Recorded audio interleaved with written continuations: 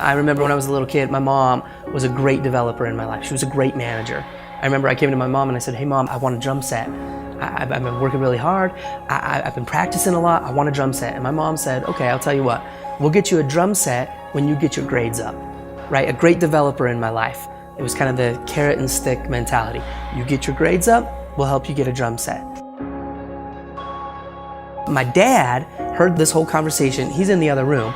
I go walking by the computer room. My dad's like, psst, Clint, psst, come here, come here. I know she said that, all the stuff about the grades and everything, but he pulled me over to where all of his CDs were, and my dad took out a CD by the band named Rush. And he said, son, listen, I want you to take this and I want you to learn it. This drummer's name, his name is Neil Peart.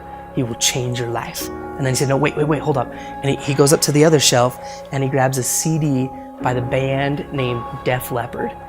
And he said, son, you learn how to play Pour Some Sugar on Me, I'll love you forever. And it's kind of that funny story of development versus advocating, right? And how my mom wanted to develop me. She wanted me to do better in school, but my dad also knew that I had a dream, and he advocated for that. So the whole keynote is mentorship versus management, and it helps leadership to understand how can I focus on people, not just the organization? How can I really advocate for my employees, not just develop them? That mentorship over management, that is something unique and something we were looking for. There are a number of speakers out there, and he clearly is one of the best that we could have brought in to talk to our CEOs at our convention.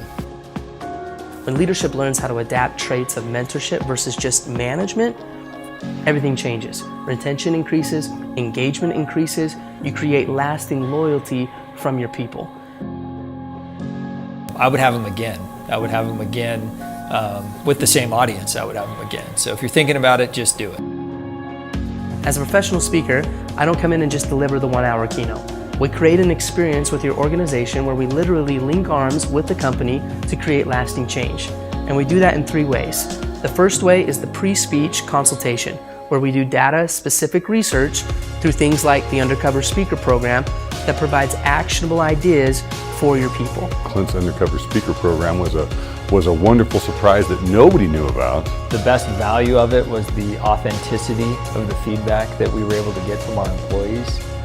And then number 2 is the keynote, where it's my job to entertain, engage, and educate your people and inspire them to invoke change within their own lives. We're so stuck in routine of life, and Clint has a way of opening up that box and challenging those habits that we have within that routine. And then we had people who were visibly emotional. And so every employee was engaged, connected, they left motivated. We wouldn't have changed a thing. Clint was the best thing that ever happened to us. And number 3 is the post-keynote implementation with the Center for Employee Retention. This is where we come in and we work with your organization post-keynote on the how-tos. How do you implement? How do we keep the things that we talked about in the keynote alive? How do we create a movement that lasts? Imagine a workplace where everybody feels respected, heard, cared for, understood. Imagine a workplace where everybody's seen.